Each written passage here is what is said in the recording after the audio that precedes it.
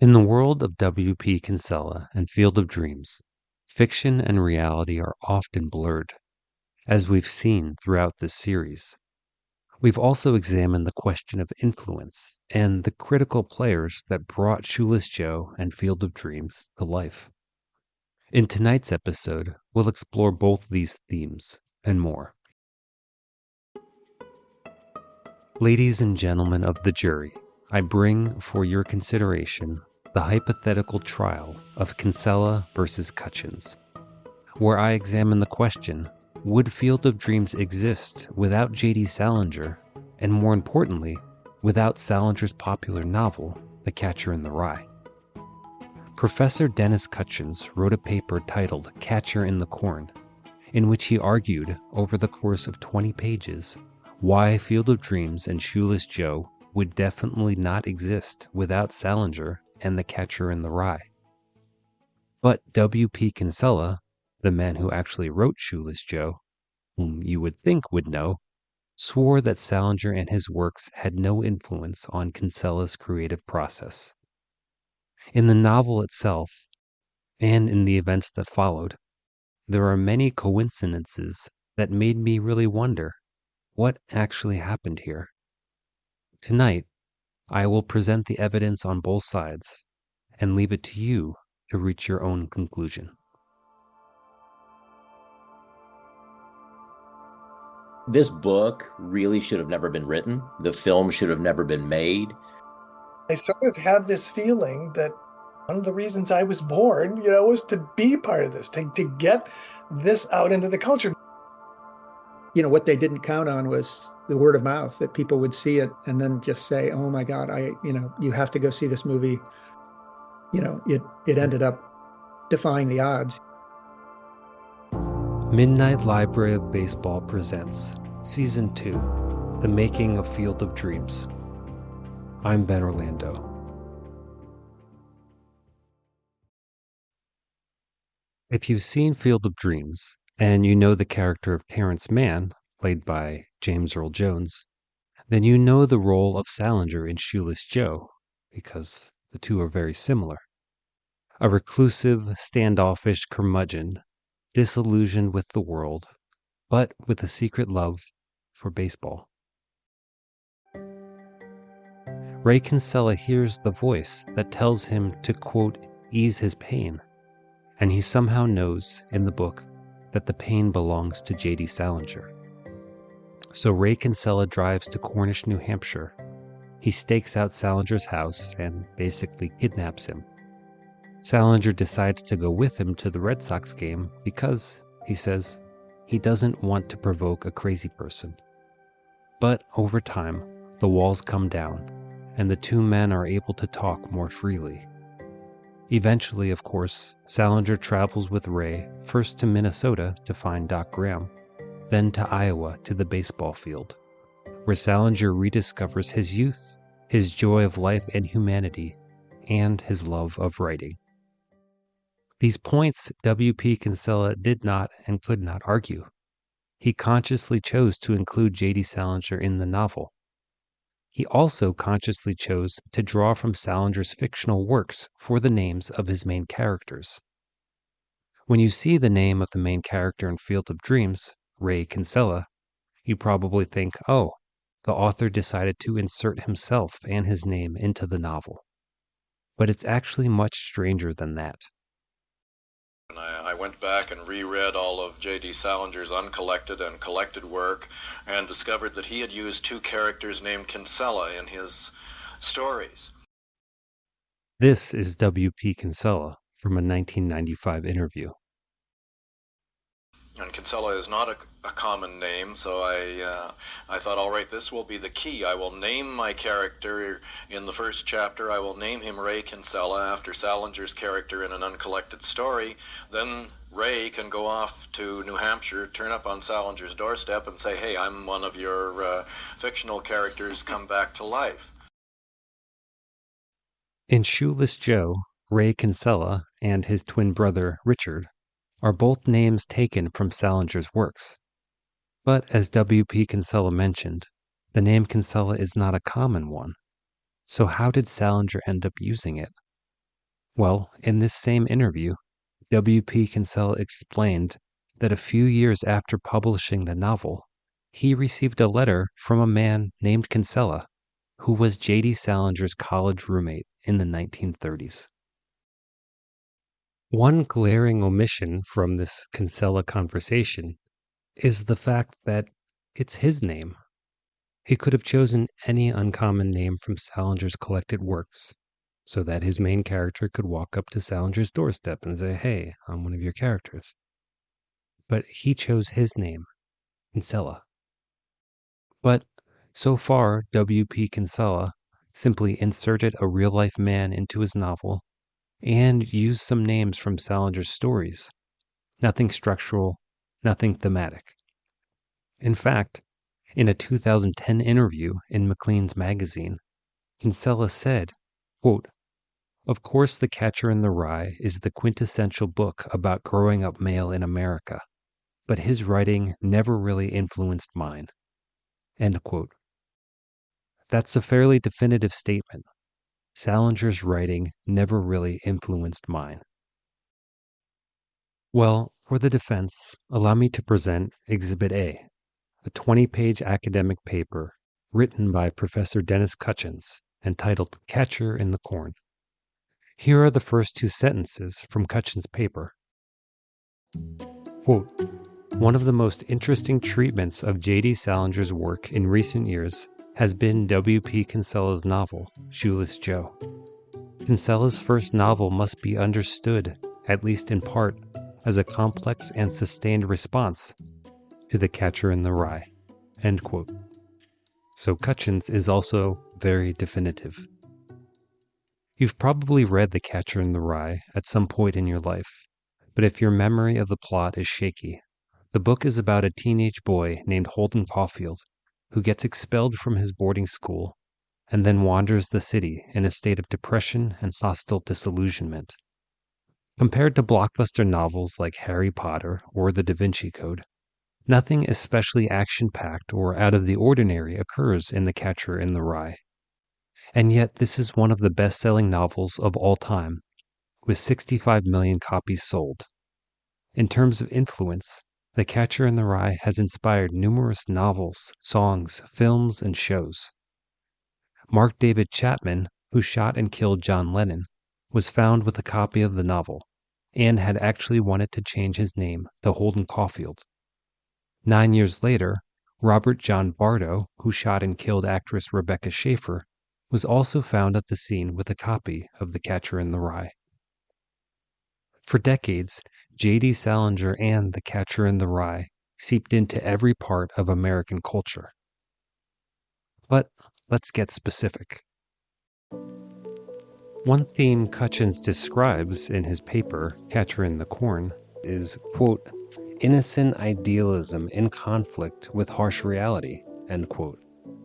For young Holden Caulfield, he just wants to spend time with his brother or his little sister. He wants to be sincere, but all around him is deception. Home for Caulfield is the cruel world, and he has run-ins with harsh reality too, bullies, teachers. And Ray Kinsella is also innocent and pure in the way he thinks and sees the world, and he has multiple run-ins with harsh reality. Now, these run-ins don't come up in the movie so much. It's mostly in the book. For example, when he's on the road and taking in a game in Chicago, Ray is walking down the street and he has a couple of girls come up to him and tell him that guys are going to rob him and he needs to cross the street. But Ray suspects the girls are setting a trap, so he just keeps on walking. Then he goes to a diner where a man walks in and pulls a gun and does try to rob the place. Another thematic connection that Cutchins points out is phoniness. If you've read The Catcher in the Rye, you might remember the word phony, because Holden says it all the time. Everyone's phony. In terms of phoniness in Shoeless Joe, I just talked last episode about not only one phony, but an epidemic of phonies in Eddie Sissons and the Eddie Sissons syndrome. people fibbing or straight up lying about their pasts. But where Holden condemns the phonies, Ray cuts them some slack. He's kind and more forgiving to them. And this theme comes up once more at the end of Shoeless Joe, when Salinger talks about people and their contrived urgency. And what is contrived urgency, if not phoniness in how you're living your life? Hutchins also points out the theme of the tyranny of the powerful over the powerless. Holden Caulfield is a powerless teenager who fights against authority at every opportunity. Just like Ray Kinsella, seemingly powerless, fights against big business, banks, and his brother-in-law, Mark. But the biggest overarching connection between the two works, well, I'll let Dwyer Brown tell you, because he's the one who turned me on to this paper and these connections. Brown, who played the father, John Kinsella, in Field of Dreams, was researching his book, titled If You Build It, a book about Father's Fate and Field of Dreams, when he came across this paper. From Dwyer Brown. To summarize it, Holden Caulfield in the book has these recurring dreams about falling off this cliff in this field of rye, and that children are falling, and in his dream, he is trying to catch them. The symbolism being that they're falling from innocence into, the terrible world, Of course, Salinger just coming back from World War II. In that dream, Holden fails to save any of the children. And it's a sense of despair and futility in the end of it. So in Field of Dreams and Shoeless Joe, of course, it's a field of corn instead of a field of rye, but this field is built there. And in fact, Ray Kinsella sort of ends up saving everyone. He gets Terence Mann back to writing.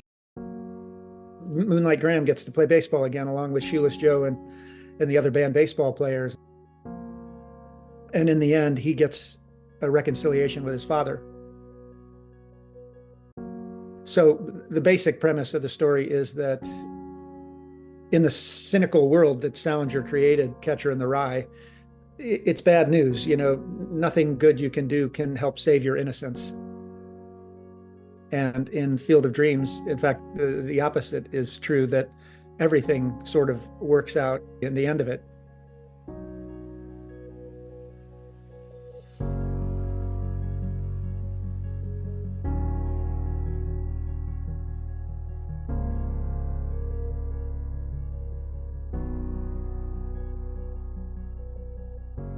So far, I've only been talking about the novel, Shoeless Joe, and the themes, structure, and characters inside it. But there's a lot outside the novel that adds fuel to this question. Would Shoeless Joe and Field of Dreams have existed without Salinger and The Catcher in the Rye? And here I'm talking about more of a personal level, and the question of what was W.P. Kinsella aware of, and what was getting stirred up under the surface. Kinsella said he included Salinger because he thought it would be fun to consider this situation, somebody kidnapping J.D. Salinger. But there are clues that point to a deeper connection. W.P. was Kinsella's author name, but he preferred people to call him Bill, just like J.D. Salinger preferred people to call him Jerry. W.P. Kinsella did not like being compared to his main character, Ray Kinsella, just like J.D. Salinger did not like being compared to Holden Caulfield. J.D. Salinger fired off threats and letters and lawsuits, not able to let things lie, just like W.P. Kinsella complained about reviews and critiques and overpriced creamer, and could not let things lie. W.P. Kinsella thought that he really understood the inner workings of J.D. Salinger, which comes to light in Kinsella's opinions about including Salinger in his novel. There are many people who believe that Kinsella caused unnecessary harm to J.D. Salinger by including him in the novel, and shining a spotlight on America's greatest recluse. And one of these people is Kinsella's biggest admirer, the man who adapted Shoeless Joe into the movie Field of Dreams, and then directed that movie. Phil Alden Robinson, talking here about J.D. Salinger. I feel like the only public pronouncement this man has made for the last 30 years is, I want to be a private citizen, leave me alone, don't drag me out into public. And I thought, we should respect that. He's a great man, and his work has meant a lot to me, and he's given me a lot, and I certainly don't want to take anything away from him. The best evidence against Kinsella would seem to be Salinger himself, who threatened a lawsuit when he learned that he was a character in the novel, and then adamantly objected to being a part of the film. But, according to W.P. Kinsella, the business of Ray sort of kidnapping him, I thought a lot about that. I thought, how would I feel if I was being reclusive and this happened to me? Am I invading this man's privacy? But my feeling is that he has always made himself conspicuous by hiding. I mean, here's a man who hasn't published anything since 1963, and he still manages to keep his name in the news by raising heck every time someone mentions his name in print. And he had also put himself through college working as an actor on a cruise ship, so he knew how to hold an audience, and he knows how to hold an audience, and he's done a spectacular job of it. So I considered those things, and I felt that really all I'm doing is giving him a little more publicity. and there is some evidence that seems to be in Kinsella's favor here. I managed to find this old piece from the Des Moines Register, quoting W.P. Kinsella, who said of this threatened lawsuit and Salinger's lawyers, quote, "In a legalese way, they basically said, we don't have enough money to sue you, but we will on your wish to use it in a movie," end quote. In other words, we can't afford to sue you over the book, but we will sue you over the movie. And someone responding to this piece had an insightful comment. They said, how could J.D. Salinger, who sold 65 million copies of The Catcher in the Rye, not be able to afford a lawsuit, but could afford a lawsuit for the movie? Maybe, this commenter went on to say, Salinger was actually flattered and liked the portrayal of him in Shoeless Joe. And at the same time, Salinger hated films, as they were the ultimate form of phoniness. And this threatened lawsuit by Salinger is one of the reasons why the character of J.D. Salinger turned into Terence Mann in the film Field of Dreams. But back to Kinsella, not only is he saying, you've all got it wrong, but also, I get this guy. I see his game. And some would say he was able to understand Salinger because he was similar to Salinger. He'd experienced the slings and arrows of people who didn't get him, but he got J.D. Salinger because they were the same. Here I'm speaking figuratively, of course, but there was a moment while W.P. Kinsella was doing his Shoeless Joe book tour when rumors spread that W.P. Kinsella and J.D. Salinger were actually the same man. As Kinsella biographer Willie Steele explained, there was a rumor that W.P. Kinsella was really J.D. Salinger. Yeah. And Kinsella did nothing to convince people otherwise, because he thought, I mean, Salinger has such a huge cult-like following that if Salinger had published anything, people were going to buy it, right? And so he's like, let's generate some sales.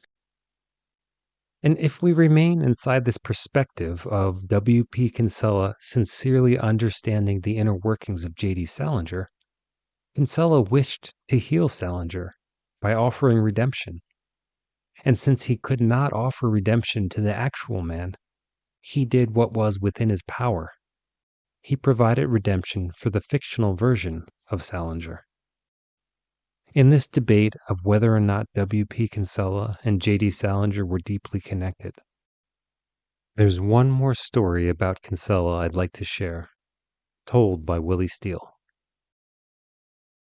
I went to his place, it's a little town called Yale, British Columbia.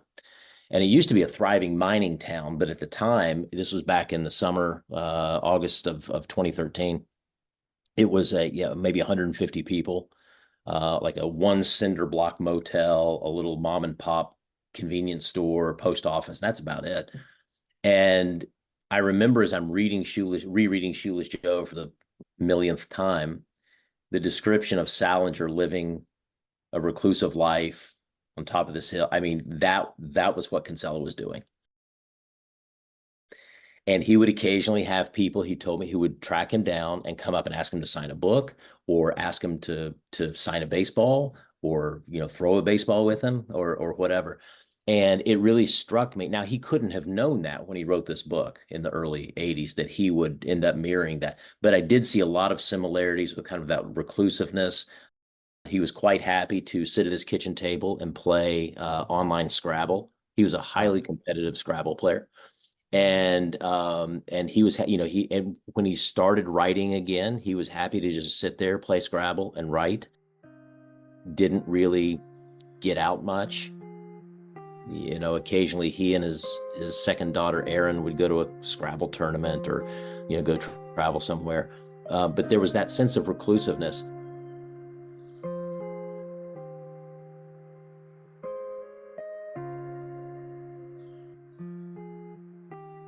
If you like the show and crave more content, you can become a Patreon member, where you'll have access to additional audio episodes, video interviews, and other articles and images linked to the show. Go to Patreon/Midnight Library of Baseball. And since this is a one-man production, every bit of support helps. You can donate at midnightlibraryofbaseball.com, and you can add reviews on iTunes and Spotify. Okay, back to the show.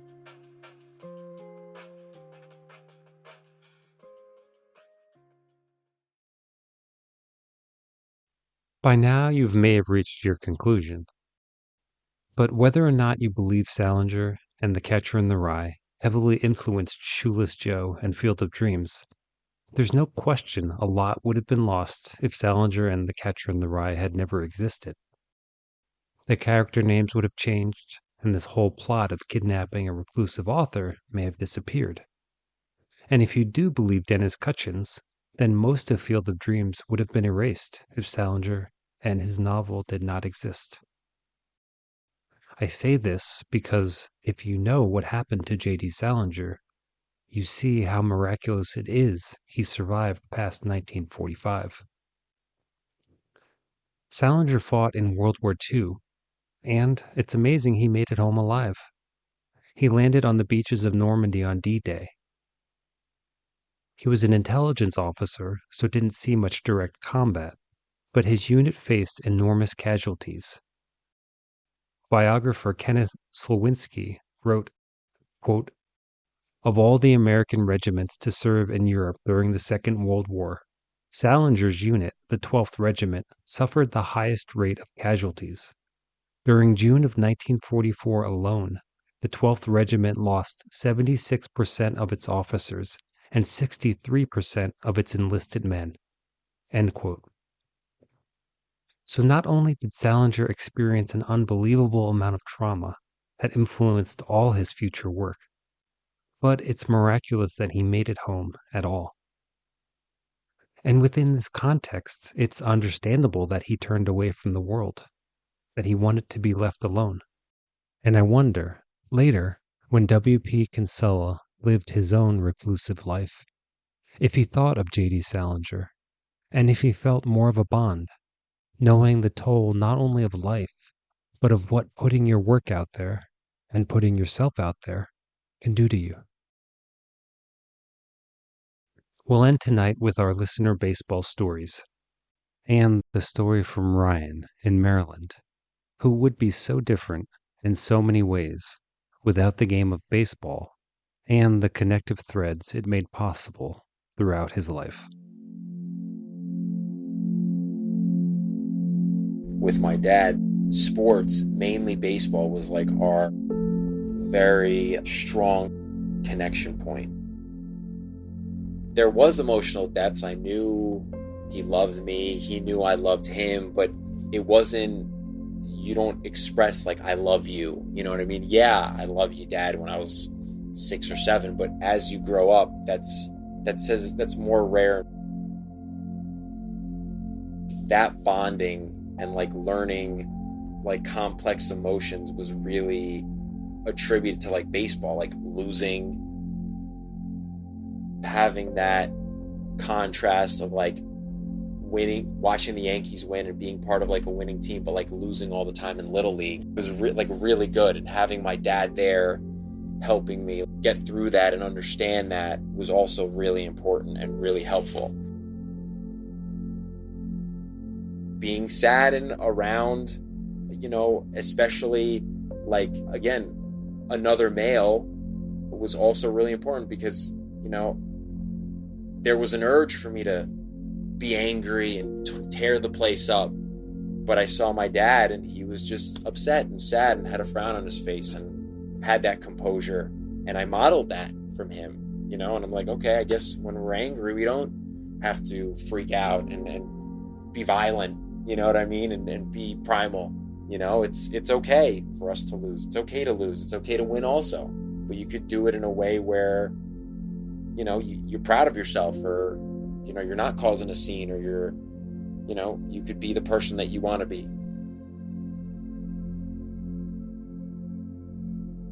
The 16 years that he's gone, I always, you know, remember his last days on Earth where he's in that Yankee shirt and we're talking about, you know, potentially the Yankees making the playoffs.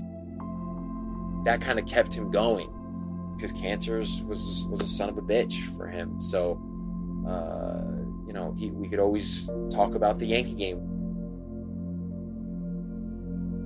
We could always talk about going to like the Subway Series in 2000 in Shea Stadium, being the only Yankee fan sitting in the upper deck, getting just lambasted, you know, and learning how to deal with that and learning how to react to that and learning how to talk trash back to them in a respectable way that doesn't get us into a brawl. We could always talk about, you know, how people are doing. We could always talk about, you know, what the crazy stuff that George Steinbrenner's did, you know? So it's always kind of like baseball and like my dad are just kind of intertwined.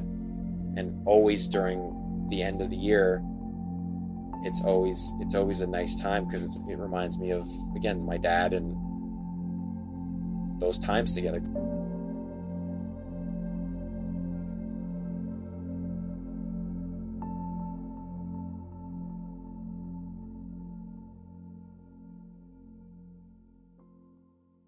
Thanks, Ryan, for sharing your story.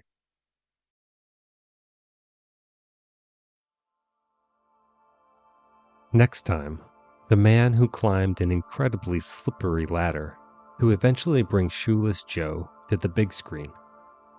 In episode 6, we follow the unbelievable, unlikely story of writer-director Phil Alden Robinson, who, in addition to making his dream come true, also made some remarkable discoveries along the way.